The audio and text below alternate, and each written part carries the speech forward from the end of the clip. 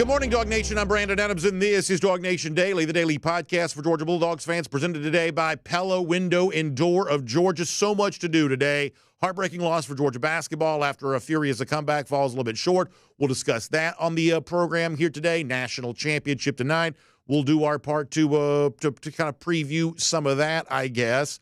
Jon Stinchcomb stops by. That's always a really good discussion. So we'll get into all of that over the course of our time together here today. Georgia Bulldogs do a great job once again in the NFL playoffs. There's plenty to celebrate with that. We'll have some fun on that topic. We're also kind of around the time in which some of these way too early top 25 start coming out. I think there's a pretty interesting takeaway for Georgia as it relates to next year in all of that. We'll get to that here coming up in just a moment. Also, we can't really do our job as being the daily podcast for Georgia Bulldogs fans if we don't reflect the conversation the fans have been having throughout the entirety of the weekend, all started by, I guess, a rumor/report, whatever you want to call it, from the former Georgia quarterback, Buck Belue, on the radio on Friday. So we got to have our say on all of that, including what I think the important takeaway from what appears to be an unsubstantiated report probably is. So we'll do that and more. We're glad to have you with us. It is DawgNation Daily, the daily podcast for Georgia Bulldogs fans, presented today by Pella Window and Door of Georgia. And it begins right now. Today's episode of DawgNation Daily is brought to you by Pella Window and Door of Georgia, viewed to be the best.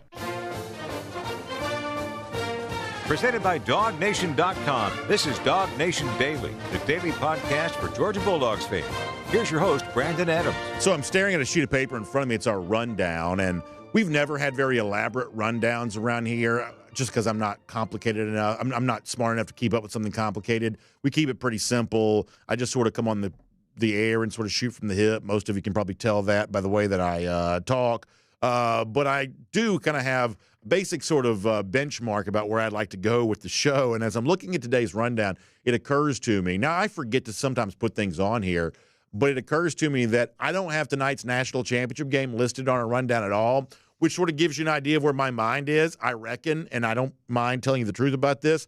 I would just sort of prefer to pretend this game is not taking place, that Notre Dame and Ohio State aren't invading our fair city, and that Georgia, perhaps maybe in 2025, will kind of be back in its rightful place. Well, actually, at the end of the 2025 season, January of 2026, might be back in its rightful place in the national championship game. I'm sure we'll probably end up still talking about the game in some form or fashion here in just a little bit. But I did notice I did not quite have it written down as a topic, perhaps a little bit of a Freudian slip there on my part about what I would choose to forget if I possibly could. What I do want to begin with, though, is this. While I'm not super jazzed about the national championship game between two programs I don't really like, I do like this time of year, and I believe I've mentioned this in the past, because it kind of gives us some of these way too early top 25s. And there's always a race by kind of the major national sites so you can get their way too early top 25s out the quickest or right after the national championship game. In fact, now we're seeing some of those even jumping the gun prior to the national championship. An example of that comes from our friends at On3, who the other day, straight off the beginning of the year on social media, had their not way too early, but their way, way, way too early top 10 coming from a couple of their riders, Andy Staples, Ari Wasserman. And what you find interesting about this is for next season, according to our friends at On3, Texas preseason number 1, followed by Oregon, Ohio State, Penn State, Notre Dame. Then you get to Georgia coming in at number 6. So we're going to come back to that idea here coming up in just a moment, the idea that even after some offseason of concern for Georgia, some tough questions being asked after the loss to Notre Dame, the fact that even after all of that, Georgia's still in kind of some of these, whether you want to call them way too earlys or way, way, way too early top 25s for next season, Georgia's still solidly in the top 10, coming in at number 6 from On3. My guess is many of the other way too early top 25s will have sort of a similar point of view to express. But how about this for a moment? The other thing that you saw on that graphic there, and y'all, I think this sort of sets us up for a lot of what the next few months are going to be about. We have just come off of a period of time in which We're talking about Georgia playing an unprecedentedly difficult schedule in 2024. On the road at Alabama, on the road at Texas, having to face a top 10 ranked Ole Miss, Clemson to begin the season. Very few teams in recent memory, if anybody, has ever played a schedule like the one that Georgia played in 2024. And part of the story of what Georgia was here this season, for the good, the fact that it still won the SEC, and the bad, the fact that it had a good bit of regression from what it had been in previous years, the schedule is a major part of that conversation. So now that 2024 is done, you might be thinking, whoo, boy, thankfully that's over with. Now we can kind of get back to normal, or something that sort of looks like normal for the future. But and if you're watching on video, you see that 2025 schedule on the screen in front of you. But to hear our friends at On3 tell the tale, hey, the schedule for Georgia in 2025 perhaps is even more difficult next year than it was in 2024. The reason why was based on what I just told you. Games that we would have had circled as pretty easy for Georgia in 2024, the likes of rivals Auburn and Florida, teams like that, we would have had those as relatively easy games on paper for Georgia this past season. But according to our friends at On3 for 2025, if their opinion can be trusted, both those teams are like preseason top 10 right now. I mean, can you believe that perhaps Ole Miss takes a step back this upcoming season because all the transfer players they brought in are gone? Georgia loses a team like Clemson, who was a top 15 preseason team, off the 2024 schedule. But teams like Auburn and Florida are ready to step up and therefore populating the Georgia schedule in a way that could be even more sort of like top 10 heavy than it was this past year. And if the hallmark of the 2024 schedule were these really, really tough road games, well, guess what? Auburn is in Jordan-Hare Stadium again this year, and Florida, as always, is there in Jacksonville. So all of a sudden, the big national website On3 predicting a rise for Georgia rivals who've been down now for a few years. Now, will this come true? The cynical part of my brain is always going to be reminded that the best way to get a lot of eyeballs on your way too early top 25 is to predict big improvements for popular programs that have been down for a long time. Auburn fans, Florida fans, so desperate to be good, I'm sure they're clicking this thing left and right. You know, I would never accuse On3 of putting its thumb on the scale if it's way, way, way too early top 25. But at the same time, let's all be honest here, there's nothing official about this. It's sort of just for fun. So why not fan the flames of hope for programs like Auburn and Florida? But who knows? Maybe this also turns out to be true, and those teams are much better. But word of warning to you on the night of the national championship game, the day of the night of the national championship game, that as you start looking ahead to your team in 2025, big national website says two of your hated rivals, Auburn and Florida, could be better next year. They've been in a while. And if that's true, then all of a sudden the 2025 schedule for UGA perhaps could be even more difficult next season than it was this past season. We'll obviously keep our eye on that as the rest of the offseason takes shape. Now, with that said, let me shift gears and talk about something completely different just for a moment. We try to be as careful as we possibly can around here because one of the most fun things for any college football fan to do is to sort of dive face first into the rumor mill. And there is never any shortage of rumors about Georgia, and it seems like they sort of progressively get crazier as our time without football takes place. Because one of the truest things I've ever said, and that's an immodest thing to say, but nonetheless, one of the truest things I've ever said is this, is that the appetite for information about Georgia football never goes down. What that means is that on any day of the year, January through December, there is always a hunger to know something new about Georgia football. That never stops. But oftentimes the appetite for information and the availability of information are not in balance with each other. And there's oftentimes a chasm between the actual availability of information and the appetite for that information around Georgia football. Does that make sense? Sometimes we want to know stuff that we don't have the ability to know, and so therefore there's a gap created in between that, and there will always be people who try to rush into that gap and help fill the void between the appetite and the availability for information around Georgia football. And y'all, every time that happens, there's almost always trouble and there's almost always problems. It never fails. So around here, one of the things I think about a lot is that, okay, well, which rumors do we talk about? Which ones do we not talk about? Because thankfully, a lot of you have shown up. You've given us a very big audience, which I'm incredibly grateful for. I never take that for granted.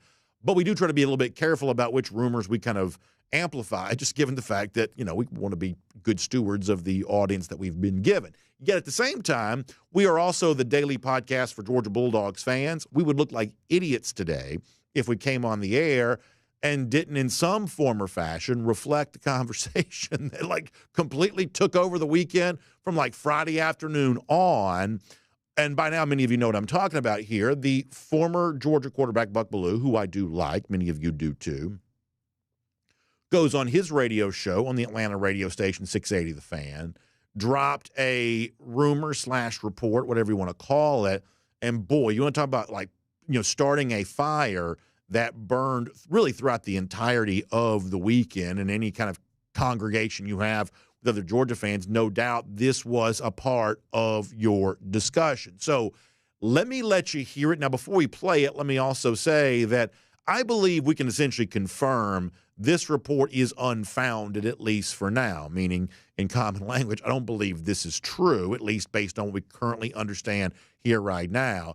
And yet, I think it's still worth hearing because of the response to it. So let me play it, and we'll talk about it. This is Buck Belue, the former Dog quarterback, Atlanta radio host, 680 The Fan, from Friday. Now, I've been working some sources close to the program. And what I'm hearing is that Mike Bobo will be stepping down next week, will resign. Mike has got some health issues that he's dealing with. So allegedly, this is what's going on. That we're going to hear next week that Mike Bobo is resigning. Now, that's not the end of the story. Because my sources are telling me that Kirby Smart has already contacted Georgia Tech offensive coordinator Buster Faulkner. And that Buster Faulkner told Kirby Smart that he's not interested in returning to Georgia to be the offensive coordinator. So seemingly the easiest part of that to refute is the idea that Buster Faulkner has got no interest in returning to Georgia. That seems to be perhaps the easiest part of this to refute. But as far as the other part, the notion that Mike Bobo was going to step down, bad health, choose to spend more time with his family, things like that. The truth is if you're as addicted to the internet as I am, and if you're as involved in some of these sewing circle, rumor mill text threads as I feel like I am, you probably already heard that at some point in time prior to Buck Belue saying on the radio on Friday. That was not a new rumor. That was not one of those things that wasn't present for many people online, kind of prior to Buck Belue saying that on Friday. But the best that I can tell, and I try my best to sort of talk to people who know somebody who knows somebody who knows somebody. I try to be as careful as I can with information, trying to trust people who know more than I do, or in some cases, people who are just smarter than I am. I try to have those people in my life, and those people are telling me that no, I don't think this is it. I don't think that there's a lot of credence to what Buck said on the radio on Friday. And I think it's important that Georgia fans know that serious people don't seem to be taking, this all that seriously. Now, as far as Buck sources and his opinion on that, I'm sure he'll have his own statement on that. And I guess we'll be listening closely to sort of, hear what that is. And I'm not here to disparage Buck, who I do like, but, people that, kind of know somebody who knows somebody or knows somebody are taking a very dim view of that report and are just pretty skeptical about any of the statements that are being made there.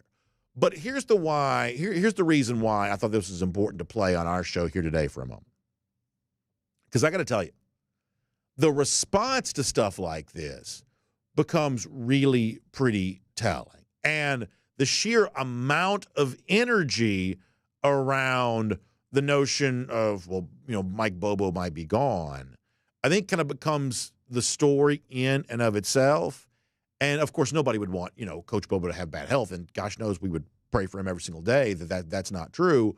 But I can't do this show, honestly, without acknowledging the fact that in my comment sections right now, whether I went to Facebook or YouTube or DawgNation.com or my own, social media feed like X or something like that, I can't deny that a large percentage of Georgia fans want Mike Bobo gone as Georgia's offensive coordinator. That can't be denied.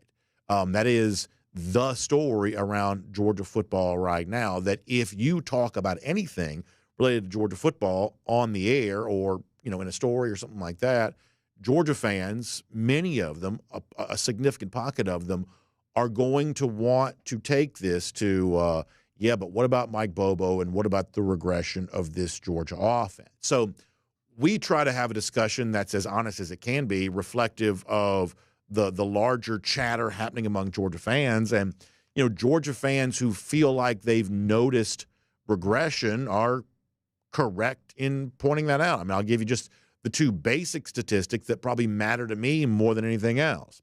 For instance, if you look at yards per play, how many yards do you average on a per-play basis?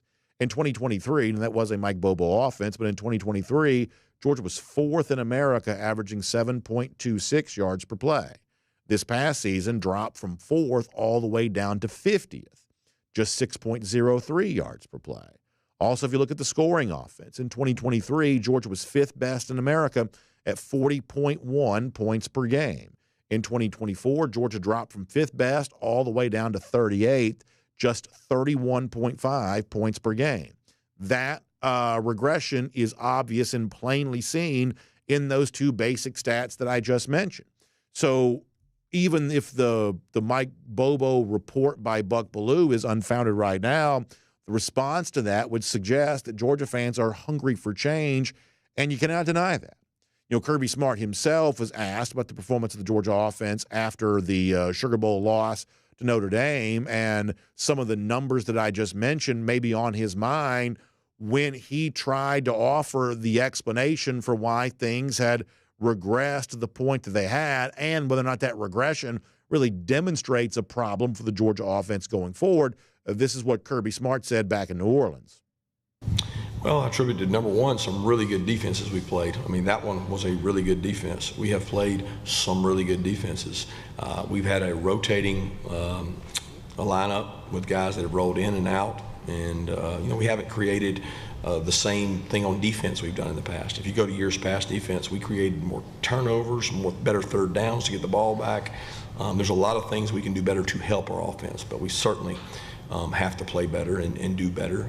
A lot of that has to do with health and the schedule we play and having some playmakers that can make some plays too. So just to be honest, while we would say that Buck Belue's report about Mike Bobo appears to not be true, what Kirby Smart just described as the issue of the Georgia offense, well, you've had some injuries, you played a tough schedule, and things along those lines, for a lot of Georgia fans, that's not true either. That, hey, maybe Mike Bobo isn't on the verge of being replaced or choosing to step down, maybe not, but Kirby Smart's description of, hey, what do you want? It's a tough schedule, and we had some injuries, and maybe the defense wasn't as good as it could be.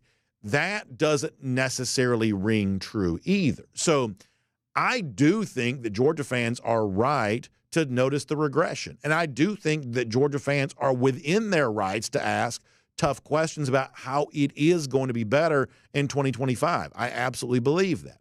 However, the one thing I've also said before, and I'll kind of restate here right now, if you were a Georgia fan, I also think you would be doing right by Georgia to not be quite so fatalistic about the assessment here just for a moment, because in the comparison I just made of the regression in 2024 compared to 2023, Mike Bobo was also at the helm for that 2023 offense, which was essentially as good as any in America. And this disappointing offensive season for Georgia here in 2024 still resulted in an SEC championship and still had Georgia in the conversation for contending for a national championship. And with as bad as it seems to be right now for many, and as much concern that seems to exist for plenty of Georgia fans here right now, On the graphic I just showed you, a major national website like On3 still has Georgia as the preseason number 6 team in America. And when you look at the teams that rank ahead of Georgia, Notre Dame at 5, Penn State, Oregon, Ohio State, and Texas, how many of those programs really strike fear in you right now? It better not be Texas because you beat them twice just this past season. Maybe it's Notre Dame, they beat you, but if you watched that game, did you think there was miles of difference between the Fighting Irish and the Georgia Bulldogs? Perhaps just a little bit better performance might have been the difference between winning and losing. Oh, yeah, by the way, your quarterback was making his first ever start in that game.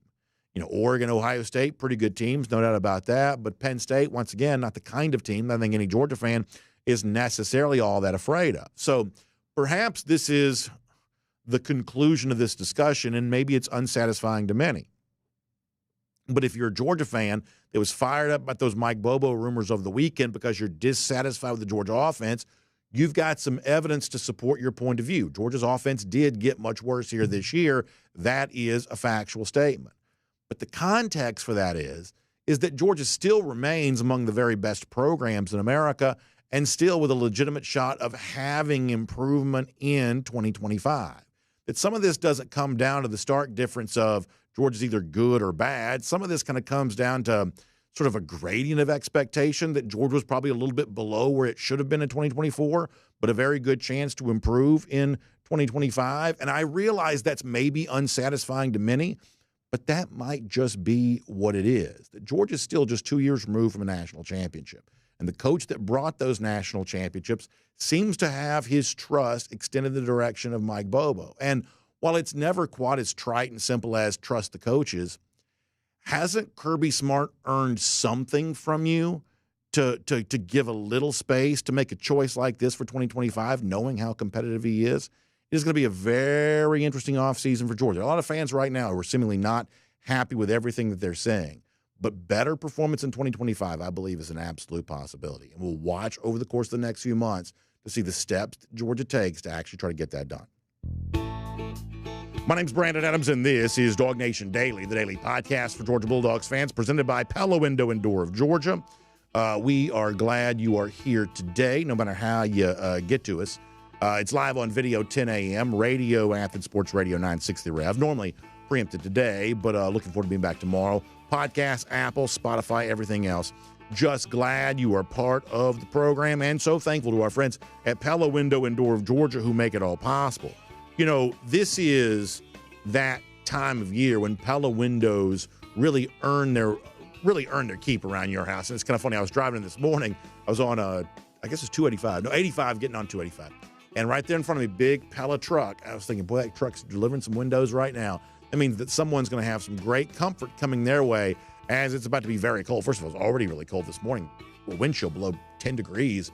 And when you get that much cold on the outside, you want to keep it where it is on the outside.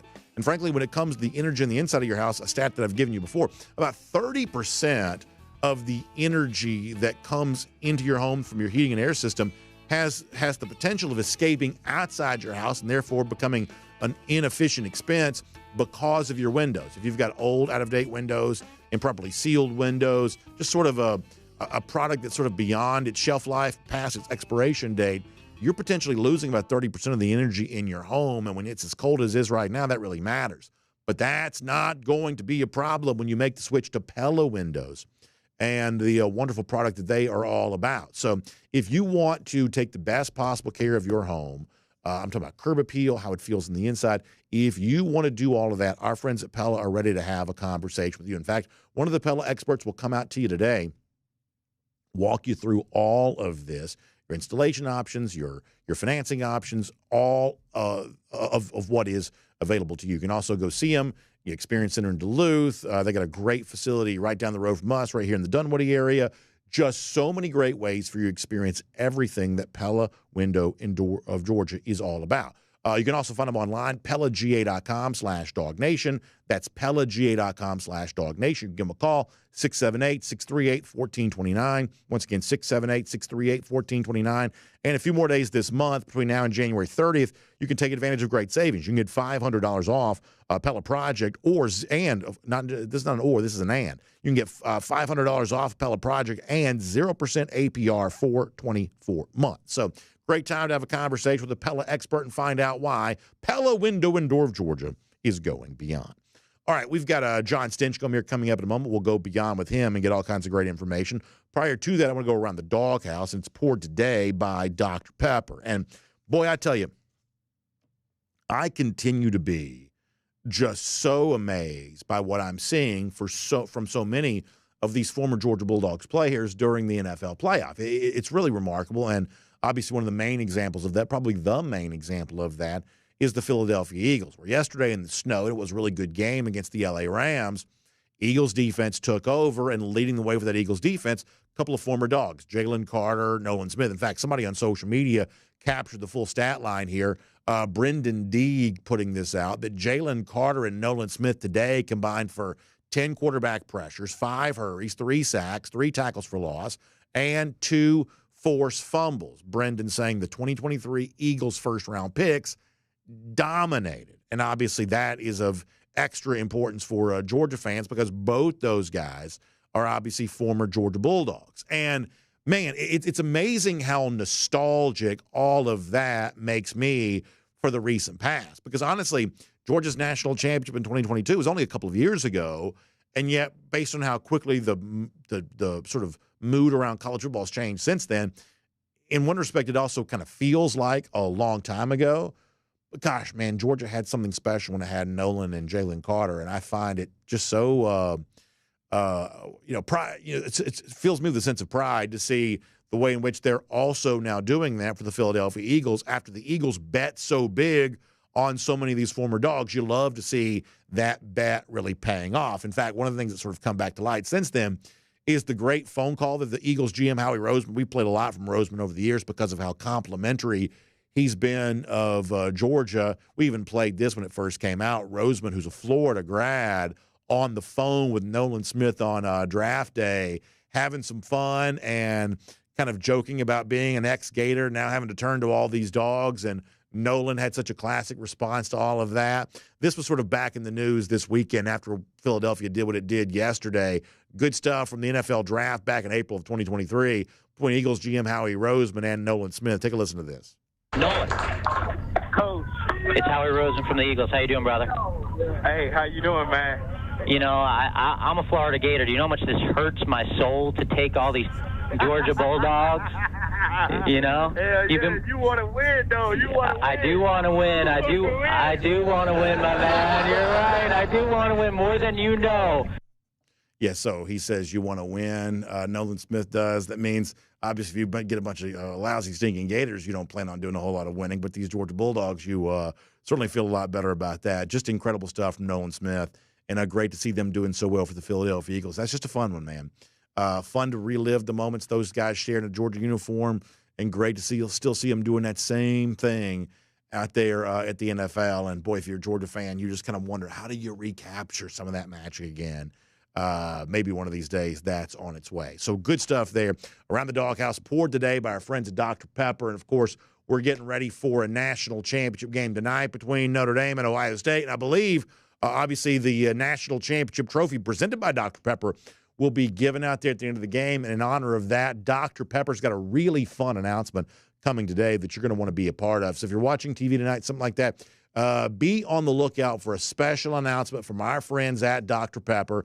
Going to be a huge one here. A lot of fun stuff in store for Dr. Pepper in 2025. Preview of some of that on TV tonight. So as you're watching the game, look for that from Dr. Pepper. They got a really fun announcement you'll be seeing from them. And, of course, as you're getting ready for the big game tonight, stock up on plenty of Dr. Pepper to enjoy all of that. Great to have a Dr. Pepper pouring around the Doghouse for us here today. Okay, before we're done, disappointing loss on Saturday for Georgia against Auburn. Number one team in the country. They fought hard, came up just a little bit short with a kind of attempt at a comeback late. We'll talk a little bit about that, including what Georgia basketball coach Mike White had to say about all that. But for now, on everything else happening around Georgia, let's keep the conversation going with the former Georgia All-American Jon Stinchcomb here today on DawgNation Daily, presented by Pella Window and Door of Georgia.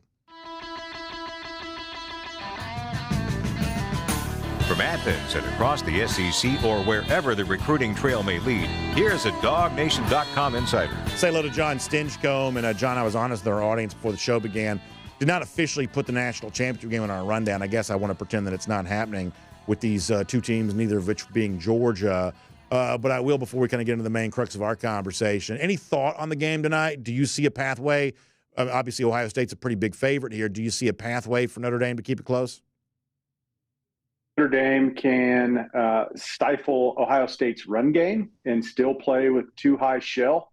It'll be a different game. But if they're not able to slow them down in the run game, there's too much firepower from that Ohio State offense to play man-to-man without too high. So it'll be interesting to see. Obviously, I think the smart money's on Ohio State going into this game, but ultimately, I think we're just here for the commercials because we don't have a dog in the hunt. Yeah, I think it's one of those games. I think the way you said it's interesting where you sort of feel like coaching probably matters here because Ohio State seems to have the more dynamic players. You know, Caleb Downs on defense, Jeremiah Smith on offense. You know, there's a level of athleticism that Ohio State seems to have that Notre Dame probably can't match, but there's also an opportunity for Marcus Freeman to sort of do something from a decision standpoint to close the gap on that. And if you're Ryan Day, trying to maximize what appears to be a little bit of a talent advantage here. So, you know, I guess my profession dictates that I must watch the game. That, to me, is probably the most interesting thing about it, that one coach is going to try to close the gap in what appears to be a talent advantage to the other. In the case of Ryan Day, he's trying to prevent that from occurring. So you could get a nice battle of wits here between two coaches that obviously were a part of a pretty interesting regular season game back in 2023. I think you may have kind of laid out what may ultimately end up being the most interesting part of this. I think so. I mean, on paper, Ohio State does have the more talented roster. They probably have the most talented roster in all of college football this year, and that's without exception. So you look at what they're capable of, their ceiling is the highest of any team in college football. That's why they're in the national championship tonight. With that said, Notre Dame has found a way to build synergy. Their sum is greater than their parts, and that's been a winning recipe for a number of teams. They were able to beat rosters that were better than theirs throughout the season, including postseason play. So I think there's something to be said for a hungry team that plays together, that finds a way to be opportunistic. Those don't happen by happenstance. It's not by accident. It's because talented teams are able to create opportunities for themselves and they maximize on it. And, you know, you look at their game against Georgia, it's case in point where statistically, especially that first half, wasn't impressive by Notre Dame, but yet when the opportunities presented themselves, they capitalized. And in a matter of 2 minutes of football play, you know, one at the end of the half and one at the beginning of the half, they created such separation. So, you know, a smart team that plays to their advantages and plays within their system that's motivated is a dangerous one. And that's what Notre Dame has been all season and what they plan to be tonight. So I want to shift gears to what I was just discussing a moment ago, which is guys like Nolan Smith and Jalen Carter dominating the NFL playoffs. And, you know, I celebrated that a minute ago, and I do truly mean that. But, John, if I'm speaking to you and I'm speaking as honestly as I can, there's also a part of me that's like, you know, already kind of nostalgic about all of this. And there's that little thing that creeps in of, well, gosh, man, I miss those guys being at Georgia. I miss the vibe and the aura that existed around Georgia when they were here. And I guess you just can't help but sometimes think of, will it ever be that good again? Can you ever kind of recapture that? Not to say that guys like Jalen Walker and others don't have some of the same special characteristics. I don't know that it was the prevailing mood around Georgia the way that it would have been in 2021 and 2022. I don't know in the current landscape of the sport if you can ever get it back. You know, it's like I can't stand the fact that 24 months ago now seems like the good old days, but there's a part of me that kind of longs for the good old days when I watch Jalen Carter and Nolan Smith out there laying waste to the LA Rams in the playoffs. No disrespect, of course, to former Dog Matthew Stafford, even if he doesn't like to say go Dogs in his own right. But either way, mixed feelings for me watching the Eagles dominate this weekend, if I'm being completely honest. I get it, and I think there's shared sentiments across all of Dog Nation in that we recognize how special that couple seasons was. One, just the immense amount of talent. You look at the number of guys that Georgia has put into the NFL over the last 5 years, it's leading of any college program. So obviously supremely talented, makes a huge difference, but also the leadership and the personalities that were in that room. the ability to put Georgia first. And, Nolan Smith is one of those guys where it's whatever the team needs. It's one of the reasons that Philly loves him so much is because he's willing to do whatever it takes to put the defense and his team forward. And whether it was rotational early on or situational throughout this season, that's the type guy that typified Georgia just a couple years ago. And I'm not saying it doesn't today, but it was unique. It was uniquely special in the amount of talent that was in that room, the selflessness, the willing to put team first, the leadership that existed. I think Jalen Walker is right in line with that same theology and approach of supremely talented, great leadership. I think what might be different is that that was the majority and not the minority for a couple seasons. And I'm not so sure that existed either to the degree of talent across the roster or just the leadership and selflessness that existed for so many only a couple years ago. And that's not to say it can't, certainly with the dynamics of college football today, it's different. I was up eating at Strickland's in Athens with one of the coaches at Georgia. And we were talking about some of the changes that are existing across the college football landscape. Yeah. And you have to recognize, we've heard Coach Smart say the same thing, that loyalty it looks different. And that's a struggle for so many, both fans and coaches and players alike, to see the changing landscape of college football these days. Yeah, so what you just said, let me tell you what that kind of leads me to also think. Once again, kind of using the Philadelphia Eagles guys a little bit of a springboard on all this. Look at Jalen Carter. Like, Carter was a backup in 2021. Like Georgia had an offensive line of Jordan Davis, Devontae Wyatt, and Jalen, the Trayvon Walker, the number 1 overall pick. And Jalen Carter was a rotational piece on that defensive line, and he may be the best interior defensive lineman in the NFL right now. There's a very good chance that's the case. And I think most of us would say, okay, well, that level of depth is just not possible anymore.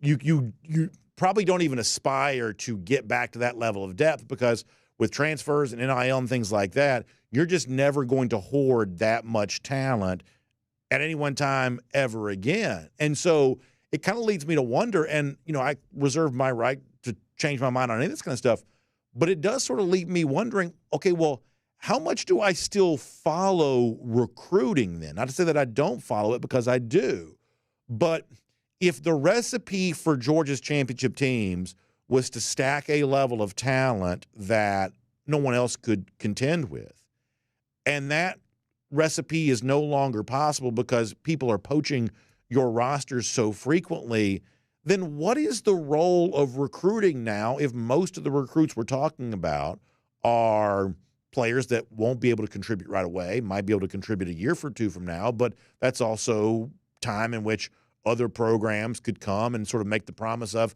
well, you can come here and you can play, right away. You don't have to wait and be patient. Georgia, come get what you want right here, right now. I mean, Georgia just had a big Junior Day recruiting weekend, and I'm interested in what went down there, and I love a lot of the prospects that Georgia brought on campus.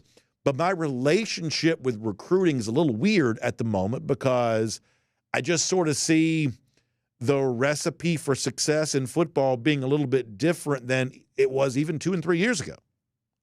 Oh, yeah, and it continues to change. I think recruiting will still be high school recruiting will still be a major piece, especially for offensive lines. That's a position that you have to develop. I don't think those are ripe fruit just sitting on the transfer portal tree where folks can just pick and choose. With that said, you also see the dynamic of NIL deals where relationships and how much quote unquote love a staff showed a player used to be a major factor. And now what we've seen only a month ago, where players who had great relationships with University of Georgia, for example, have quote unquote made business decisions where 3 years of relational equity was outweighed by the almighty dollar. And it's to no fault of the player, but it certainly is something you have to be aware of, that for certain position groups, you look at what Georgia has done with the wide receiver room and the turnover that the different faces that they will see in 25, not only from the high school ranks, but also through the transfer portal. I think that is the new world in which we live. And for Coach Smart and every other staff across college football, they're looking at it going, one of the defining characteristics that we always want to be a core foundational value for our program is identity. We want the identity of the program to be consistent. And that's at threat right now. That's at risk because of the number of personalities and backgrounds that you bring in from transfer portals. You're bringing them in from programs where, if it's a 1 or 2 year lease, if you will, it's different than getting a guy for the first time coming to college and being able to instill what you want, what you value, what your program values first. And so it's one of those dynamics where it's going to be different. And from a fan's perspective, you're going, part of what I loved about college football and differentiating factors from the NFL even are starting to erode away. And there are rosters that are being purchased. Ohio State spent a lot of money on their roster. They combined it with guys that they recruited. Jack Sawyer is a great example, who was exceptional coming out of high school, was an Ohio State guy who was loyal and wanted to be a part of that program. So those folks still exist that have that loyalty and affinity to a program, but it's also combined with others that are going, I'm looking for a great opportunity now. And if I've been a part of a feeder program, if you will, a lesser college program, and I have an opportunity to be on a brighter stage or get more money in my pocket from NIL deals, they're going to explore those opportunities. So it is very different now, and trying to create a deep roster is a real challenge for everybody, Georgia included. So the rotational guy, you look at the Quay Walkers and the Devontae Wyatts and the Jalen Carters, guys that stuck with the program for a number of years, and even when their time to shine came, they were still rotational. I think that those days are fewer and further between. So in the time we have left, I want to talk about the hot topic from the weekend, which was, Buck Belue reports that he believes that Mike Bobo is going to step down next week. The best that I can tell, that report is not true. And John, what I said before you joined us is that I think the response by fans is still pretty interesting. There is a lot of energy around fan frustration about offensive regression by Georgia right now. And I've said my piece that I think some of the intensity around that is too much. I believe that Georgia is in better shape than some fans are giving it credit for being. But at the same time, there is also statistical proof that Georgia offensively was far worse in 2024 than it had been in 2023. And I don't know that Kirby Smart yet has given proper voice to that, reflecting, what seems to be some evidence for the concern that exists among fans. What do you make of all this right now? The fact that that offensive frustration is seemingly a hotter topic among fans than perhaps it might be for Kirby Smart. Yeah, I don't think the grass is always greener on the other side of the pasture, if you will. So I think there is opportunity for this offense to do better, to perform better. I think there were times where maybe there was some predictability within the offense. I think also that ownership gets spread out across multiple responsible parties. Bobo is one of them.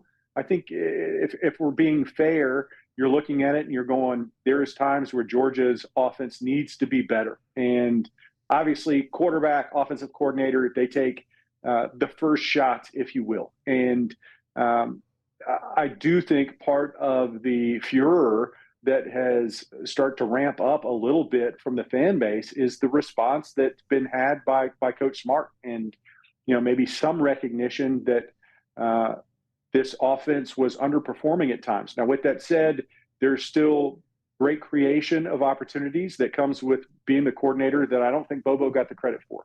And execution was issues at times. When you lead all of college football with drop passes, that's not on the coordinator. So then you look at assistant coaches of saying, they need to do a better job. There needs to be more onus across the board. And that starts at the top, but every finger that has a piece of that pie and it has a little bit of that responsibility needs to improve and needs to get better. And I think now is the best time of year to look at those things. And you're going, what did we do well? How can we get better?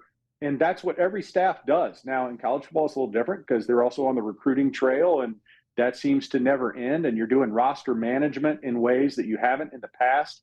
With that said, it still doesn't negate the fact that you're looking at, what you did well in 24 and what you can improve on and how you're going to get there.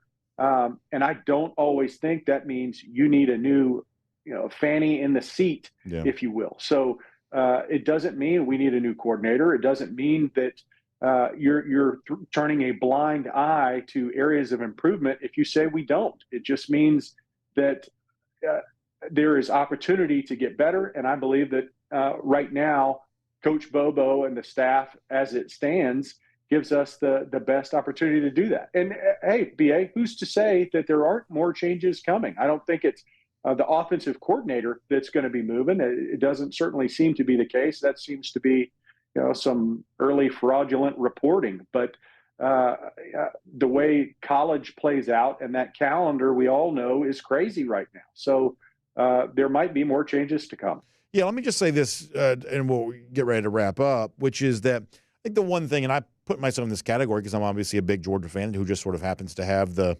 privilege of speaking to this microphone, but I don't know that we as Georgia fans do slightly concerned very well. In other words, that, as one of our YouTube commenters pointed out a moment ago, Georgia's still 2 years removed from 2 straight national championships. The idea that Kirby Smart is – back against the wall, forced to make sort of desperate coaching changes so recently after such unprecedented success. No, that frankly doesn't make a lot of sense. And I think that our guy was in our comment section was probably right to bring that up. Furthermore, in a year that was obvious regression for Georgia offensively, they still won the SEC, and they're almost certainly going to begin next season solidly within the preseason top 10. So, air quotes here, as bad as it's gotten, Georgia's still among the best in the country. And I'm sorry, even though this was a step back for Georgia, the teams that are likely to be ranked ahead of Georgia to begin next season, such as the team that beat at Notre Dame, the team that Georgia beat twice, such as Texas, and perhaps others, I don't know that they strike fear in my heart necessarily as some sort of gulf that Georgia can't cross at some point in 2025. So the point here is that Georgia does need to get better, and I think that Kirby Smart might do right by himself to articulate that point a little bit more clearly sometimes. Georgia does need to get better, but also there is, I think, a legitimate chance that Georgia does get better. And I do think, while I respect the mood of the fans, I think some of the discussion around this is perhaps a little too fatalistic. I totally agree. And I think just because you don't make changes doesn't mean you're not recognizing we need to improve. And when you recognize you need to improve doesn't mean you need to start firing people. Those aren't, because of A, you automatically get to C. That's not how this works. So I think you recognize we need to get better. But looking at how that's done doesn't mean we automatically need to fire our offensive coordinator. You look at other programs. I think Detroit Lions is a great example. You look at Dan Campbell, and he came in, and there was some seasons where you're going, is he the guy? And you look at what was built. Now, obviously, it didn't turn out the way they wanted this season, but the direction of that organization is much improved overall. And I think that's how you evaluate anything. If I'm looking at my investments, if just because I have a couple bad months doesn't mean I'm like, all right, well, I got to get rid of all of my stocks or whatever else I'm invested in and have to change everything. That's not the case. Sometimes you just need to make some minor adjustments, and you look at the overall picture and say, here's where we can improve. Here's what we need to do better. And that doesn't mean you just start whacking folks and say, we need a new offensive coordinator. That's not the case. So I don't think it's the doomsday that a lot of fans out there are just frustrated. And I think there were some pre-existing frustrations that were, at times unjustifiable, especially with Bobo, that when they brought him back, there were fans that were just waiting for his demise and are looking to point the finger at him every chance they get. And I don't think that's in the best interest of the program. That's not to deny the fact that Georgia needs to get better. And I feel certain, I have trust in Coach Smart and his staff that they're looking at ways to do that across the board, whether it's roster improvement, better training, better understanding, better play calling, trying to put together better packages in the offseason that will highlight the current roster that they are going into this 25 season with. All those things I firmly believe are taking place so that 25 is an arrow up season for this offense. John, appreciate the conversation. Love your insight in all of this and can't wait for that arrow to start pointing up. Obviously, Georgia's got plenty to work on during the offseason, but as you've pointed out, also plenty of reason to believe that it might fall into place and be a little bit better next season than it was here in 2024. And boy, the results for the full season could be dramatically different if that is the case. We appreciate your time.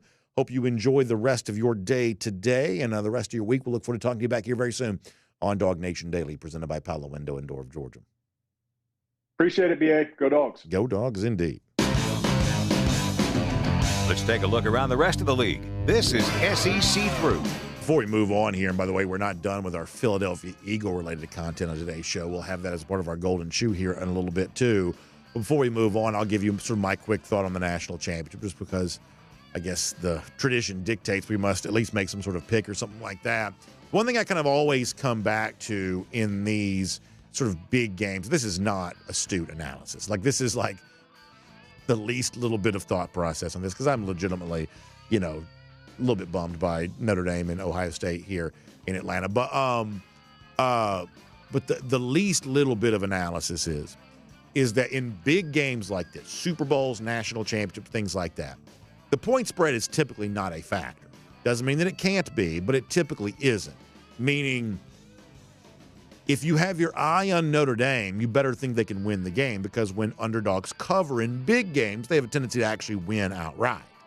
And if you don't really trust Notre Dame to win the game outright, even though we're talking about a 8-9 point spread, something along those lines, in excess of a touchdown at least, if you don't trust Notre Dame to be able to win the game, then you're probably looking at Ohio State minus the points, because when the favorite wins in spots like this, it typically covers.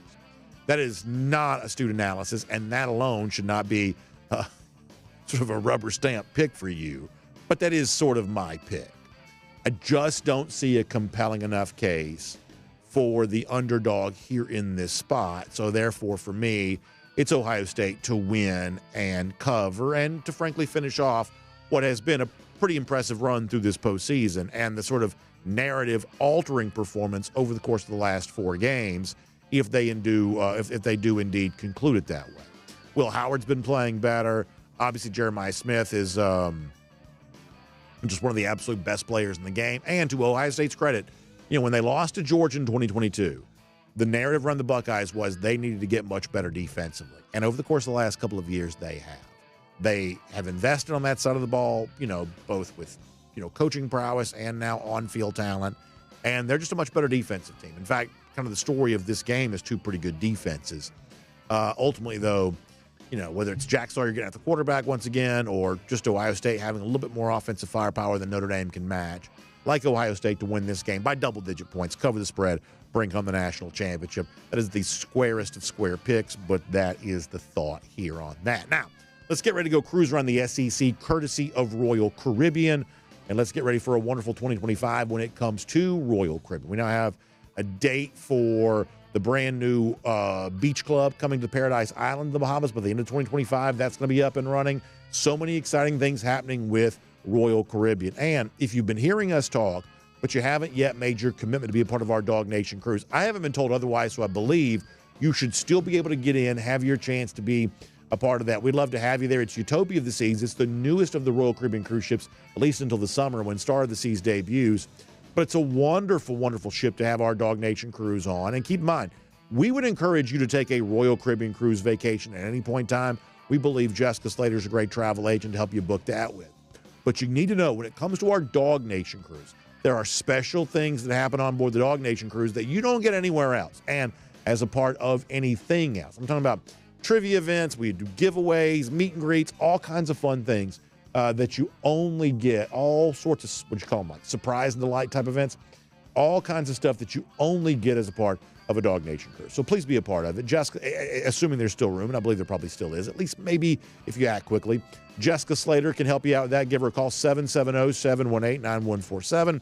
That's 770-718-9147. You can also email her, jslater@dreamvacations.com. She's got you covered on all that. We'll see you on board Utopia of the Seas coming up in April. Now, let us bounce through a few topics here just for a moment. Last week, you'll remember, we talked about trouble for Brian Kelly. He left Notre Dame to come to LSU because he wanted to win a national championship. LSU is now further from winning a national championship now than they were before Kelly got here. And the team that he left, Notre Dame, because it couldn't win the national championship, they are playing for a title tonight. So that, we would say, is a little bit of a tarnish on the coaching reputation for Brian Kelly. And now maybe it gets even worse. Jon Stinchcomb mentioned a moment ago, Detroit Lions, a shocking upset loser in the playoffs. And obviously, we know that's disappointing for our guy, Jake Fromm. And I'm sure we'll talk to Jake about that tomorrow, but from his perspective or at some point this week, about what happened there with the Detroit Lions. But part of what happened for Detroit is that Jayden Daniels just right now looks like the real deal. And I mean, that is an amazing performance by a rookie quarterback in the playoffs to kind of go on the road and, boy, really just meet the moment as significantly as Daniels did. What a testament to Daniels' ability. But it also kind of puts that negative spotlight back on Brian Kelly because he had Daniels. Daniels won the Heisman Trophy. But in 2023 with Jayden Daniels, the LSU defense was terrible. And ultimately, the Daniels career in Baton Rouge was essentially squandered. And for a coach that's already having some tough questions asked about him because they're not winning enough games, Notre Dame is sort of better off now than they were before he left. And now the quarterback that you properly – now, Daniels had a fine career at LSU. This is not an issue of what you did with Daniels. This is sort of an issue of what you did around Daniels. They tried to spend money on defensive linemen. That didn't work in the transfer portal. They did bring in a bunch of transfers, perhaps the wrong ones, had the wrong defensive coordinator maybe for a minute. Just a lot about the era of Brian Kelly at LSU has left some questions of, should it maybe not be just a little bit better than this? And when you see Jayden Daniels having the look of maybe the best young quarterback in football right now, that only seems to sort of bring more of those questions to bear. Perhaps that's the case. We began the show today by talking about the on-3, way too early top 25. Conspicuous in its absence from that list was Ole Miss, a team that, I mean, if you could choose the one team that would give Ohio State the best game tonight, listen, I'd love to tell you it's Georgia. I don't know that it probably was. The team that would probably give, at full strength and full health, the team that would probably give Ohio State the best game in the country tonight, if they could play, would probably be Ole Miss, probably. Now, they still lost 3 times and have no one to blame maybe for themselves, but themselves for not being there. But that was, my point is, a extraordinarily good team in 2024, at its best, playing as well as anybody in the country. But it's a lot of transfers. It's sort of the end of the Jackson Dart era. It's a lot of this. It's a lot of that. And now perhaps it's a major step back in 2025 if this way too early top 25 can be believed. We'll see what the other outlets such as ESPN and others, 24/7 Sports perhaps, what they think of Ole Miss for next season. You got, what's his name? Is it Austin Simmons, the backup quarterback? He's going to come in and he might be able to do some good things for Ole Miss. He certainly had an impressive drive against Georgia. But it's just sort of interesting to see both sides of the high NIL, aggressive transfer portal program. You can have a really good team for 1 year, but how well do you replace that for the following year? That becomes a really big issue. Maybe for Ole Miss, a concern for next season, and perhaps even a little bit for Ohio State too, if you want to think about it that way. I also saw, to sort of keep the way too early conversation going here for a moment, that Miami with Carson Beck is ranked just 21st in the country preseason, according to On3. Once again, this is not an official ranking, and it probably doesn't even necessarily matter all that much. But as I said last week, I don't know that I can spend $4 million on a quarterback And I certainly don't know that I want to spend $4 million on a quarterback if all it gets me is preseason number 21 in the country, according to some way too early top 25 here. This is the big issue for programs moving forward, whether it be Miami, Georgia, or anybody else. But the best players come with hefty price tags. And if you spend that big bucks, do you have enough to spend on the other things your program needs? And, you know, obviously when you see the kinds of preseason rankings we're seeing around Miami, you certainly see Carson Beck's work cut out for him as he begins life with a brand new program. Speaking of Miami and the ACC, it's Commissioner Jim Phillips in Atlanta this weekend for the national championship game. They have all kinds of meetings, things like that. There's nothing these college administrators love doing more than flying on airplanes to go to meetings. They just love that. Catering budgets and hotel suites and all that kind of stuff. Boy, these folks love, in a day and age in which you could have every meeting on Zoom, and most of these meetings could be an email anyway. Boy, they love traveling and being in the same room together. They just eat that kind of stuff up. Well, they're all in Atlanta enjoying the local cuisine and our area hotels and things like that. Maybe they come to Discover Dunwoody.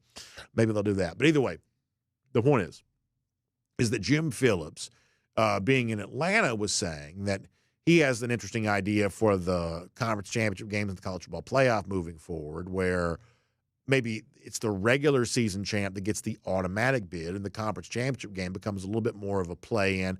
And the ACC would be between your second and your third best team to see who actually makes the playoff.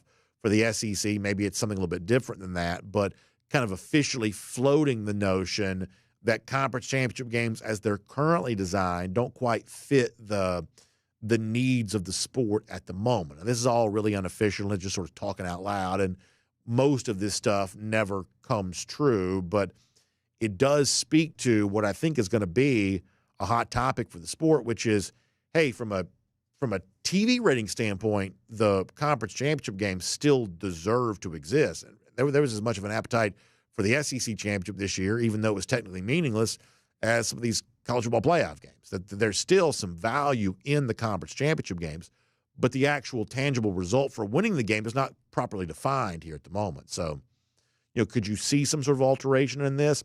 It's a really weird time because it sounds like for 2025, the playoffs are going to keep the exact same format they have had for this year, which includes the seeding issues that not everybody was happy with.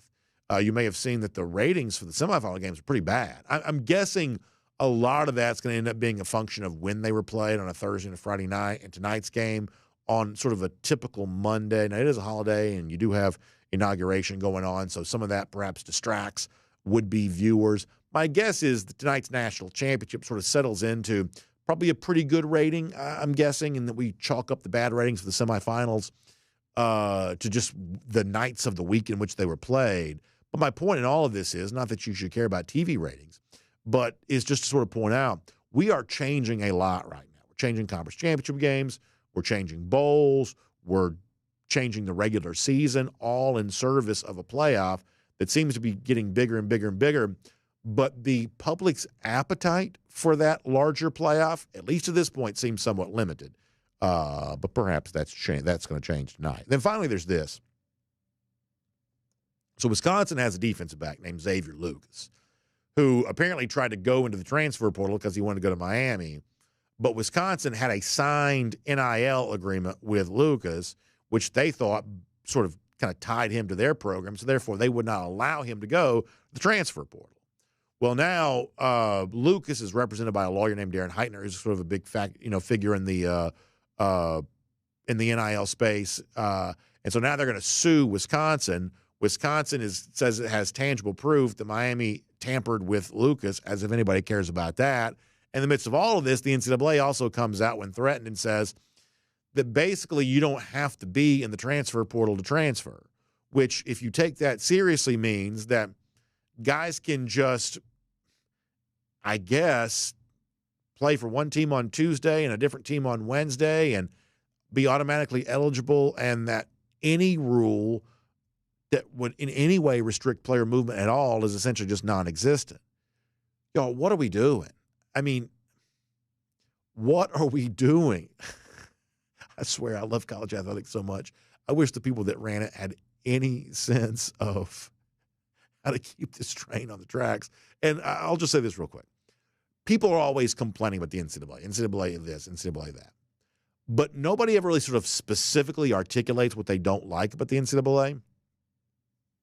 And as many people know, all the NCAA really is just the sort of bureaucratic representation of the members at large.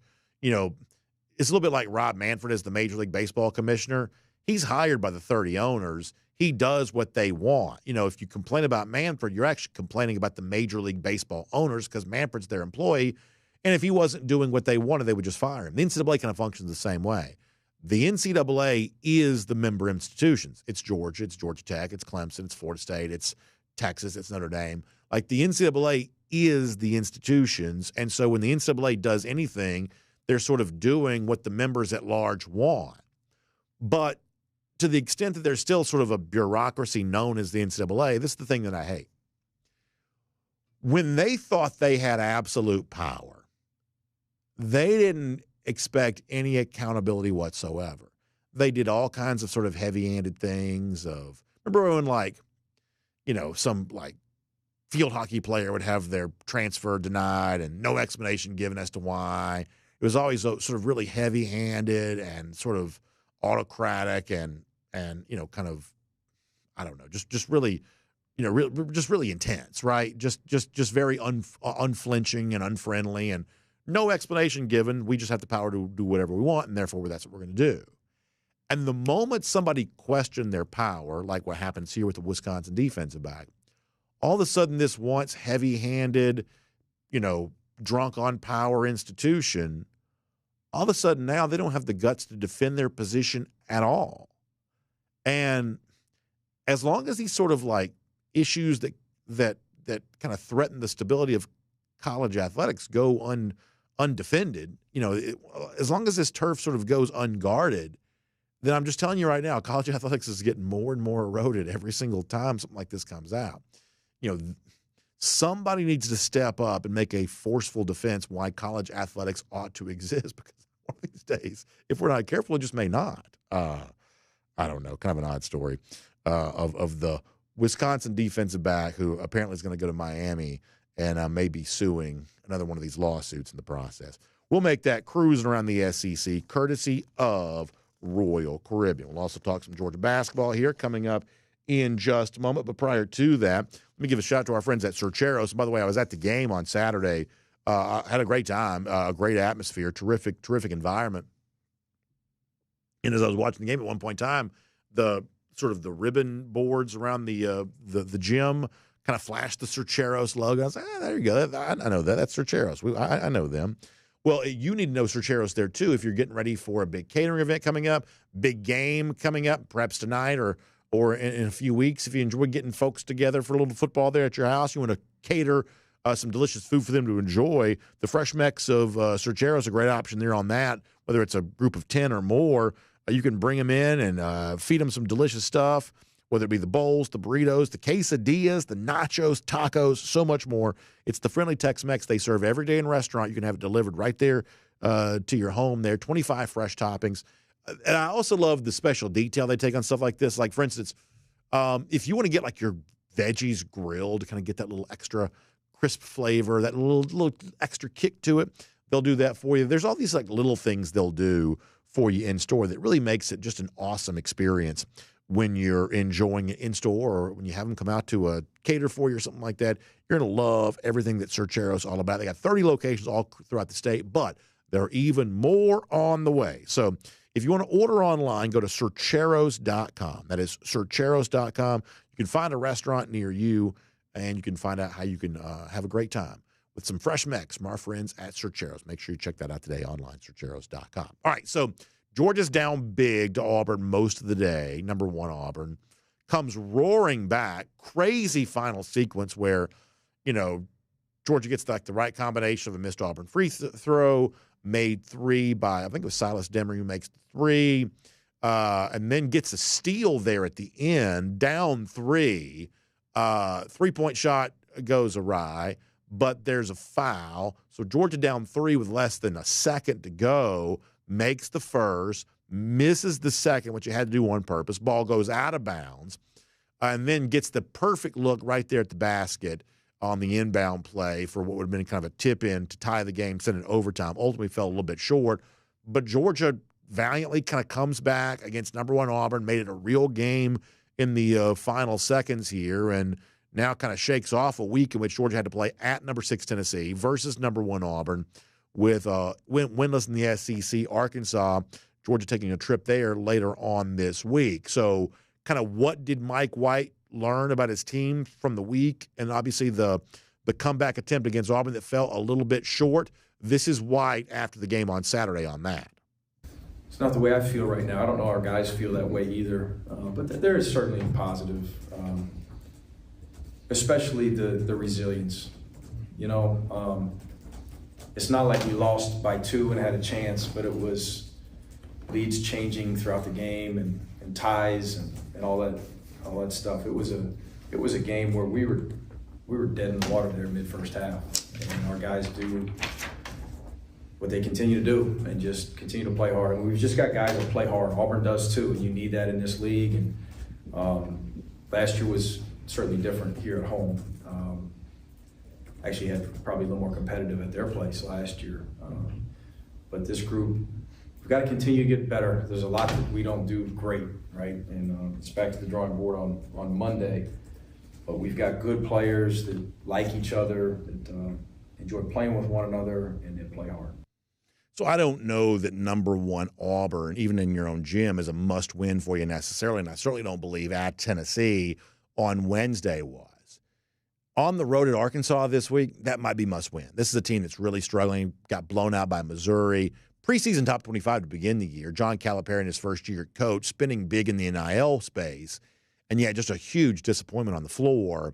That's the sort of win that Georgia needs to get. You've kind of come through this crazy stretch of ranked opponents, and frankly, in the SEC, it's never going to get all that much easier right now. This is one of the deepest leagues in college basketball history. But boy, when you do have the fortune to play a team that has not had a good season, you got to make sure you take full advantage of that. So we'll see after a hard-fought game against number 1 Auburn how Georgia goes on the road and perhaps tries to take a little bit of advantage of kind of a wounded animal with Arkansas this week. We'll be watching for that closely. Obviously, Georgia basketball still in the thick of things here in the SEC, but a couple of tough losses against highly ranked teams here this past week. And to wrap things up here today with a golden shoe, we'll take it back to our Philadelphia Eagle content. We're very fast becoming a Philadelphia Eagles show, but there's a lot to love about the former Dogs there with the Eagles here right now, including, you perhaps know, Nakobe Dean last week injured, now not able to play. And so yesterday, and this is from the official Eagles account, when Nolan Smith ran onto the field, being announced as one of the starters on defense, he did so carrying a Nakobe Dean jersey behind him. So talk about love here. Former college teammates, now professional teammates. Nakobe and Nolan have kind of always had a nice bond with each other because of how they came into UGA and the way in which they sort of grew up together around the program. And now to see Nolan showing some love to Nakobe with Nakobe injured and not able to play, I'm telling you, man, that's a really cool thing. And I love to see these Dogs there in Philadelphia. We'll be rooting for them hard coming up in the NFC Championship. Lousy, stinking Gators. On 3 says top 10 next year. We'll see about that. What we say is 1,535 days. That's how long it's been since Florida's beaten Georgia. That's our Gator Hater Updater. Y'all have a great day. We'll see you back here tomorrow. DawgNation Daily, presented by Pella, Window and Door of Georgia. And on video, time now for the R.S. Andrews Cool Down. R.S. Andrews, the one you turn to for your air conditioning, heating, plumbing, and electric needs. They show up on time. They do the work that's promised for the price that's promised. You can trust them on all of that today. We will get some of your comments here, and then we will get ready to bounce out of here on a Monday. Many of you off today, enjoying a little holiday time. If that be the case, please enjoy that. Getting ready for the national championship tonight. Perhaps watching some inauguration stuff today.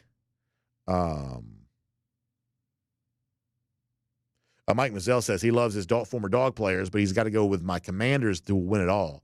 Yeah, I mean, Washington in the NFC Championship, I believe for the first time since 1991. Is that right? It's amazing. There's also a great, people always like going after the Cowboys online. So somebody had a very funny line that both Jalen Hurts and Jayden Daniels were born, grew up, go through college, got to the NFL, became starting quarterbacks in the NFL, and made the NFC Championship game in the span of time since the Dallas Cowboys were last in the NFC Championship, that is a wild stat. That is very funny. That is very funny. Joseph Kennedy says he finds Major League Baseball. There's a little bit of a sports conversation here. He says he finds Major League Baseball to be boring. Listen, I'm a big baseball fan. I love Major League Baseball. I would say that Major League Baseball is in a very interesting place right now because there are a lot of people. You know, we talking about the Mike Bobo thing a moment ago. It's like, you know, you can't ignore the intensity of the response from fans. That sort of feels like it's a thing that you have to pay a little bit of attention to. The Japanese pitcher that just went to the Dodgers, I'm sorry for not remembering his name, but he's a big prospect. People are furious about this, man. They are furious about this. And obviously, you know, LA, the thing that makes Major League Baseball different than other sports is that in the NFL, the entirety of the TV contract is national. And so all the teams essentially share the same money from the TV deal. And in the NBA, the TV contracts, because of the shorter season and, you know, the popularity of the league in some markets, the local media packages just aren't quite as lucrative. But like local TV for major league teams is really big business, very big business. And the Dodgers have a gigantic local TV contract, huge local TV contract. And obviously it gives them access to revenue that other teams don't have. And so therefore the Dodgers have a payroll that's just so much in excess of virtually anybody else in Major League Baseball. Padres were like that for a while because they had their own very big deal, but they're probably not quite spending like they used to. Dodgers spending seems to have no end in sight. And for, you know, a lot of people, they're like, well, this is getting to be unfair. Like, there's just no ability to compete. Now, for a while, Dodgers had the highest payroll, and they weren't winning the World Series except for the pandemic year. We all know that pandemic championships don't count. Everybody knows that. But this past year, obviously, they won. And, I mean, it does seem like the Dodgers spending is sort of taking the fun out of this for some people. Now, maybe this is all just sort of saber rattling and nothing comes of this, but you kind of wonder, is there a response coming to the way in which the Dodgers have just outspent everybody by such a wide margin? And I guess they also defer a lot of these contracts, which sort of keeps them under the luxury tax threshold, which I don't know, makes your eyes gloss over in the back of your head. Nobody wants to talk about that kind of tedium, but seems like that's an issue right now. Josh Hobbs checking out. He goes, everybody knows how I feel. Fix the offensive line, fix the receiver group. Yeah, I mean, listen, there's no doubt that Georgia's offensive line this year was a major problem. Completely agree with that. Completely agree with that. I mean, there will be no sugarcoating of that around here. Major problem. For sure. For sure. Joseph Kennedy also mentioned the Buffalo Bills. I was rooting for Detroit and Buffalo to play each other. Now I'm heavily rooting for the Bills. I would love to see them win the Super Bowl. I really would. Would love to see it. Would love to see it. Alan Hampton thinks that Mike Bobo would have done equally as well as Monken if he had the same offensive weapons and defense. Perhaps that's the case. Mark Woodman C. kind of putting a spotlight on Stacey Searles. I don't have a problem with that. I don't have a problem with that. The Georgia offensive line needs to be better.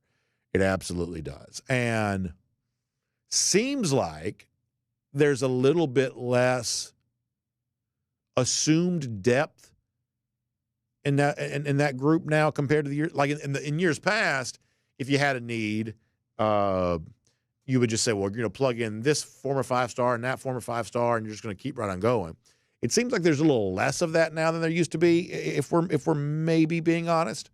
But at the same time, let me give you probably a more optimistic assessment of this situation than you perhaps would like. I remember back in 2017. Now, obviously, this was when Sam Pittman was offensive line coach, so you may attribute all that to him.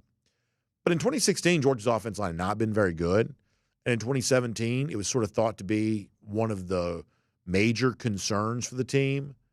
You're going to try to play Isaiah Wynn at tackle. People didn't know if that would work. I mean, remember, people did not know if that would work. start Andrew Thomas, a freshman on the other side. And as funny as this sounds now, people did not know how good Andrew Thomas was. That was not a sure thing. Starting a true freshman at right tackle, not a sure thing. And that Georgia offensive line ended up being really, really good. Sometimes it just sort of happens that way. That sometimes a group could be surprisingly bad. This year's, I think, was. Sometimes a group could be surprisingly improved. Maybe that is the case with that.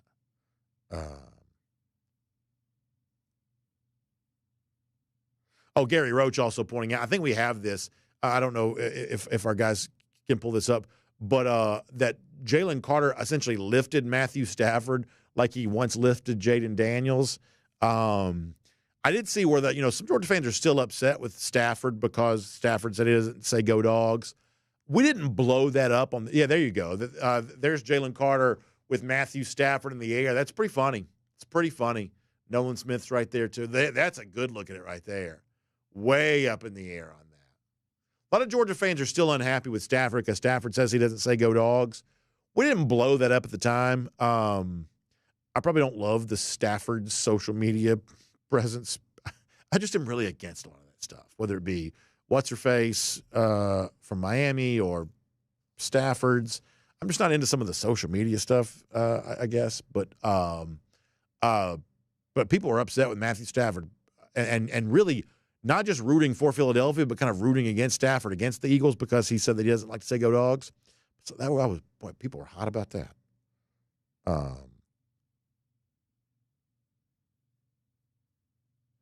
Derek Hagan says, as a 44-year Dog fan, if we can average 270 passing yards and 170 rushing yards, only allowing less than 100 yards on the ground, the winning percentage would be outstanding. I think that seems like a recipe for success. I believe you're probably right. G. Grace, who's an Alabama fan, says that Jalen Carter is like Brock Bowers. Those two come around only once in a decade. It's probably true. It really is. And honestly, if that, you'd like to think you could get one once every 10 years. I don't even know if you do that. That for all of the talent that came through Georgia during that championship era, pound for pound, Jalen Carter may, and I think a majority of smart football fans would say is probably the best. The interior defensive lineman who's also a pass rusher, that's just really valuable, man. That is just a really, really valuable commodity. Really is. And, we didn't see a ton of him in 2022 early in the season because he's hurt.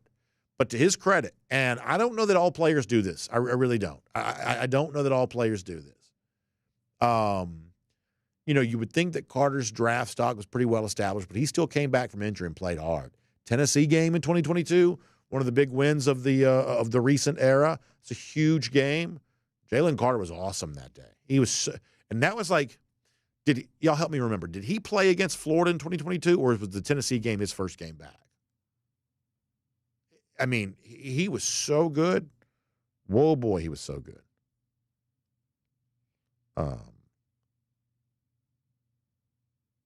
Let's see what else.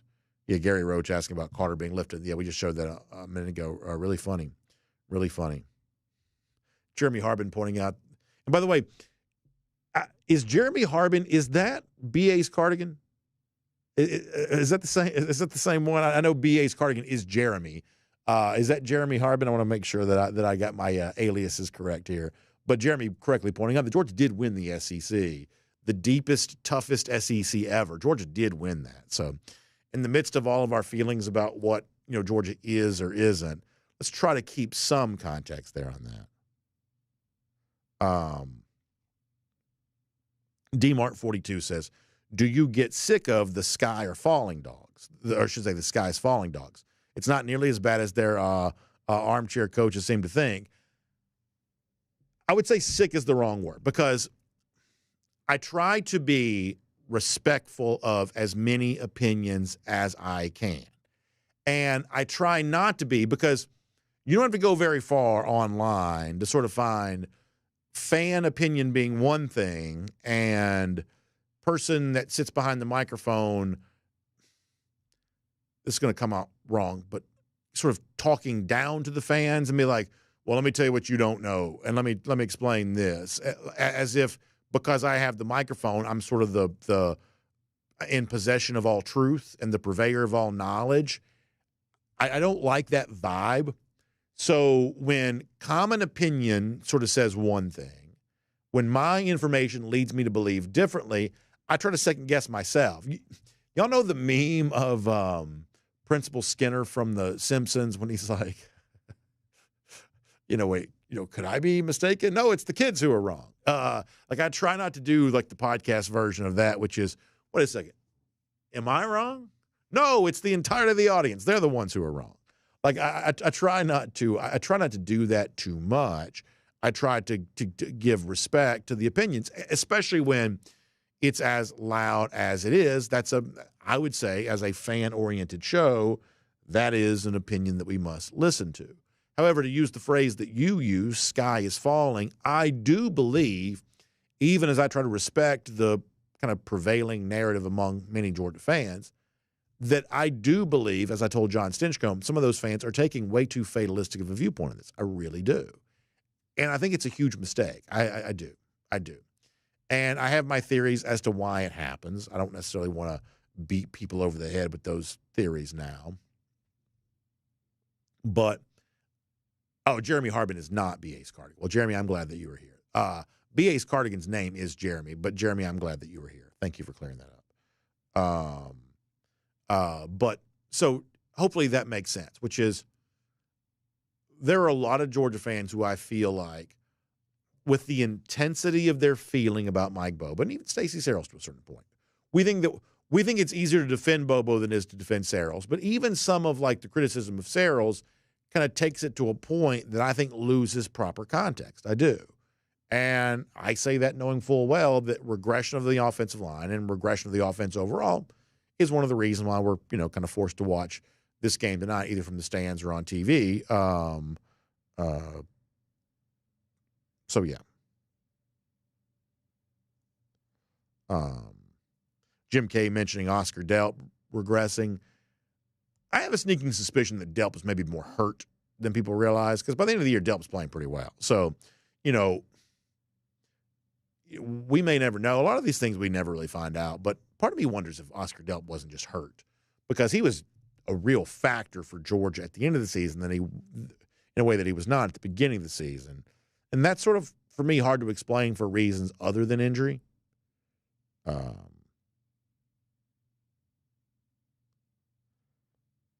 Baggins and Friends says that Delp doesn't get enough targets. Based on the way in which this season concluded, he had 5 catches in the final 2 games, SEC championship and quarterfinal playoff game in the Sugar Bowl. 5 of his 21 catches came in the final 2 games of the year. That's perhaps foreshadowing that he'll be targeted more in 2025. I believe he probably will be.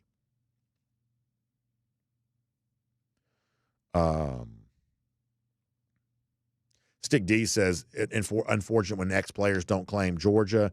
Yeah, I mean, look, when it comes to a lot of things, I try to give the benefit of the doubt. I know that's not what people do.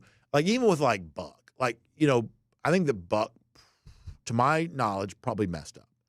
But at the same time, it's like, I don't want to come down too hard. I'm going to assume that somebody he trusts told him something. Maybe that person got it wrong, or maybe, who knows, maybe 3 weeks from now, Buck's getting the last laugh on everybody else. That's always, I guess, a possibility too, I reckon. But we just try to be really, really careful about coming down too hard on, people for things. So I'm gonna cut him some slack. I'll cut Stafford some slack. I'm going to assume that, you do a long podcast conversation, which is where that came from. The one part that sort of gets trimmed out and kind of cut up, sometimes that's not reflective of your overall feeling. Try to cut some slack on stuff like that. We try to be – thankfully, we've never had a hard time creating content around here. We're pretty prolific, so we don't have to, sort of take issue with a lot of people. We don't have a lot of – you'll notice we don't do a lot of internet feuds. We don't have beef with people very much just because we don't really need that for content. So we'll cut some slack to Stafford. We'll cut some slack to Buck. We'll cut some slack to a lot of people and just let them – I guess let them defend themselves if they choose to do that. Roger Hall says if we win with Bobo, it'll be in spite of him, not because of him. But as long as Georgia wins, then who cares? I mean, I don't know. I mean, keep in mind, when Todd Monken was hired as Georgia's offensive coordinator, there were very few people saying, this is a grand slam home run. Very few people were saying that. I thought it was probably a good hire for Georgia because I thought it represented Kirby Smart kind of going outside his typical process for making a hire. I thought it represented new blood for Georgia. I was happy about that. But this notion that Georgia had pulled off the coup of the century by bringing in Monken, that is not what this was thought to be. It was, let's see how this works out type of thing. And the reason why that's true is because Monken's previous years, when he had been calling plays, his most recent job in Cleveland prior to coming to Georgia, he was not calling plays. But prior to that, Tampa, Oklahoma State, jobs like that, the results that Monken put up pretty mixed. Some of the stats in Tampa were good. I think they led the NFL in passing yards, for instance. That's obviously a good stat. But there were plenty of Bucs fans who had told you, I've got a problem with Monken about this and a problem about that and blah, blah, blah, blah. Oklahoma State, kind of a mixed bag too. Some, hey, this looks pretty good. That maybe not quite so much. It was not obvious that Todd Monken was a great hire. It turned out to be because he had great seasons while he was here. But the point is, I don't know that all of this, evaluating so-and-so assistant coach, I don't know that all of this is quite as scientific sometimes as we want to make it be. I mean, just go look at the Broyles Award winners, the nation's top assistant coach, and look to see how many of those Broyles Award coaches, the ones that win it in a given year, eventually get fired or have been fired before from a previous job. I don't know how many of those are, but my guess is there's probably a handful. I can think of at least one or two, I think, where that's perhaps happened. And look, I'm not Mike Bobo's agent.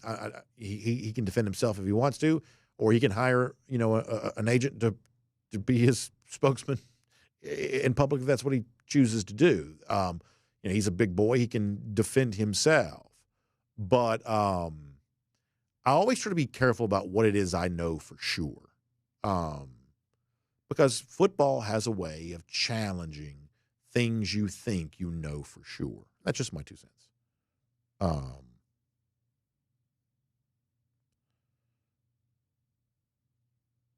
HS Dog says that he thinks the Bobo is predictable, but it's all not his fault because the offensive line was so bad this year. And the wide receivers led the nation in drop passes. Get normal blocking from the line, and we can run the ball better, and we can be more balanced. I think there's something to what HS is saying here. Once again, I'm not trying to be Pollyannish. I'm really not. But at the same time, I'm not going to let a loud faction of fans completely defeat my optimism either. I'm fairly optimistic about what Georgia can be next year. I could be wrong. I've been wrong before. I've been wrong plenty. But I'm fairly optimistic. And part of the reason I remain still pretty optimistic, even in the midst of some problems, part of the reason I remain optimistic is, as HS pointed out, that they weren't that far away this year from having much better breakthroughs. In other words, if you could remedy even half the drops, well, the overall passing stats would have gone way up. And if the offensive line had been just like a little bit better, just think about the Notre Dame game alone. Offensive line a little bit better, a little bit more rushing yards, that may have been enough to win that game.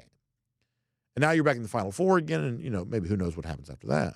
But it's not – it's just not so broke that it's unfixable. It's just not. Not when you look at the best performances that Georgia had. UGA Marine pointing out that Georgia still won the SEC. And people say that. I do think it's an important point.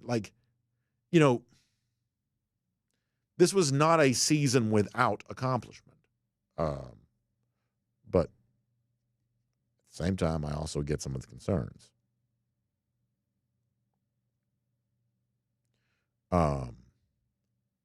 Jim Kay says there's no excuse for losing to Notre Dame. I would agree with that. But also, or at least in some respects I agree with that. You don't expect Georgia losing Notre Dame. But, I mean, keep in mind, teams lose games sometimes. It could happen. And in other words, the national media sort of wants to make the Notre Dame game proof. Things have changed. And there are even a lot of like SEC media types that are trying to sort of pitch this narrative too, that things are different, things have changed. The Notre Dame loss proves it. But, we do see like blips on the radar. If there's no excuse for Georgia losing Notre Dame, there's no excuse for Notre Dame losing Northern Illinois. There's no excuse for Ohio State losing to Michigan. Clemson's won national championships when they lost to, like, say, Pitt. There's no excuse for things happening, but sometimes you just lose. And, hey, maybe we'll look back on it and say, boy, that Notre Dame game showed you that Georgia was on its way down and it was about to crater as a program. Maybe one of these days we'll look back on that and say that. But also, maybe it ends up being one of these things where it just sort of happens. When Florida had it really humming with Tim Tebow years ago, they lost to Ole Miss. They were a huge favorite that day, lost to Ole Miss. Ultimately, it wasn't really the start of a new narrative. It was just sort of an interruption of the current storyline. It is quite possible the Georgia-Notre Dame game is the same type of deal, which was, boy, you don't expect Georgia to lose Notre Dame. Somehow they did, maybe because their starting quarterback wasn't playing. And you were starting a guy for the very first time, but maybe Georgia plays in such a way in 2025 that it makes you forget that game ever happened, because sometimes that's the way things occur. All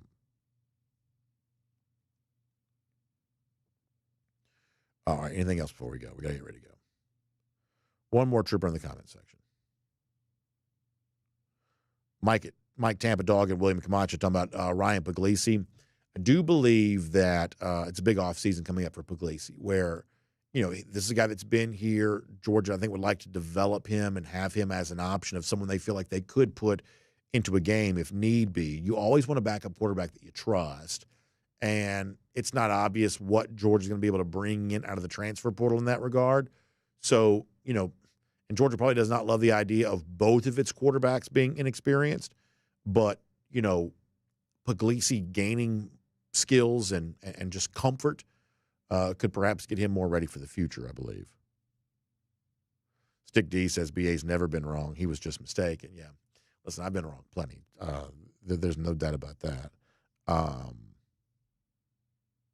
But I think we would all do well, not to be soapboxy for a moment, I think we would all do well to remember that for our most closely held beliefs, there's just a chance we're wrong. There's just a chance we're wrong. The things that we think we know for sure, there is just a chance we're wrong. And listen, I love my own opinions the same way anybody else does. It's fun to have opinions. It's fun to argue. It's fun to get in here and sort of duke it out when it comes to sports. That's fun to do. That's what it is. That's what sports talk is. So I don't mind, people having strong, hot takes, closely held beliefs, opinions. Don't mind that. But, we would all do well to remember that there's just a very good chance that what we think we know for sure, what we think the evidence is in overwhelming support of, there's just a chance we're wrong, because sometimes we are. Mike D on the subject of Kansas City and the refs. I promise we're going to go off the air.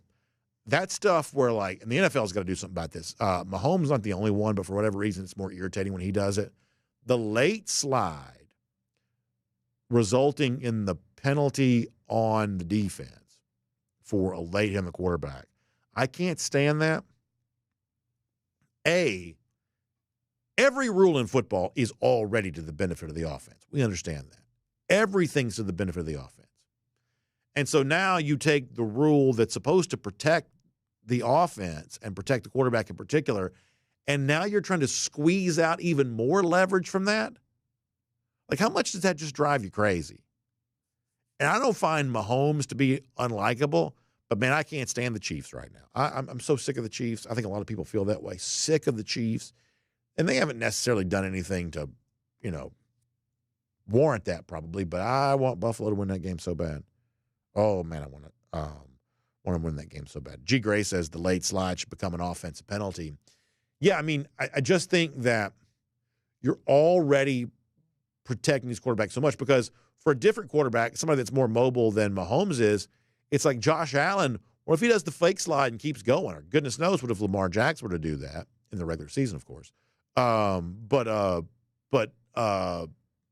if one of these like even more athletic quarterbacks than Mahomes, they're going to start fake sliding and keep right on going because you're essentially training these defensive players to just do nothing, and the offense is going to try to exploit that too. It's like, can we not force the defense to play the game in handcuffs? Can we give them some chance to do their job?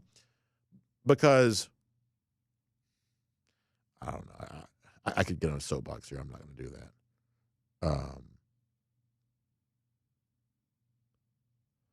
All right, let's get ready to go. DawgNation.com one more time. Roger Hall says, go Dogs. Right back at you, Roger. Appreciate that. HS Dog says, hard to recruit an experienced transfer quarterback after Rashada never got a snap. Just with all due respect, I just don't think Rashada was really a threat to get playing time.